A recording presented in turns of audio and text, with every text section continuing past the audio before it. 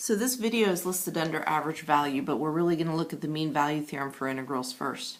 The mean value theorem says that if f is continuous on the closed interval from a to b, then there exists a number c, so this is an x value, in the closed interval from a to b such that the integral from a to b of f of x dx equals f of c times b minus a.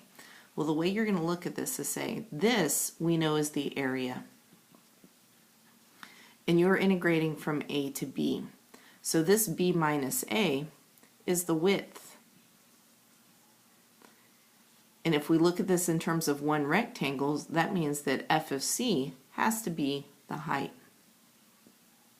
So we're going to look at this and look at what that value of c actually is in terms of three different rectangles. So I tried to draw the same function 3 times, and they're all from a to b. So we have 3 different possible rectangles if we were doing the area with one rectangle. So we have the inscribed rectangle, and that's a rectangle that is completely inside of this curve with the width going from a to b. So that means that my rectangle can be no higher than this point, because then it would be above, and that is quite obviously an underestimate for area. If I look at the circumscribed rectangle, that rectangle has to completely encapsulate this line, so it's going to go up to the highest point on it,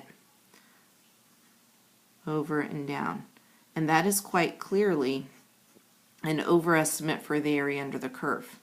Well, what this theorem says is that there is some value of c inside of this interval that you are actually going to get a rectangle. If you do the height at that value of c times the width, you're going to get a rectangle that actually matches this area. So I'm going to estimate.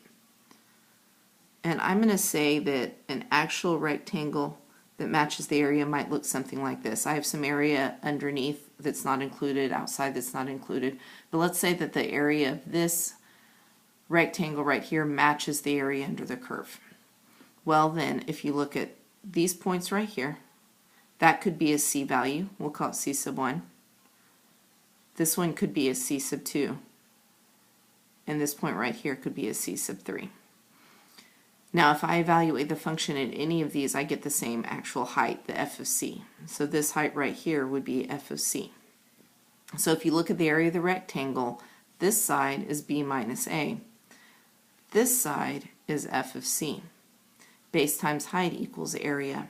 So all this theorem says is that there is some x value in this interval, we're going to call it c, that if we evaluate the function at that point, and now I have 3 values here, it could be 1 value, it could be 10 values. This just says there will be at least one, that we actually get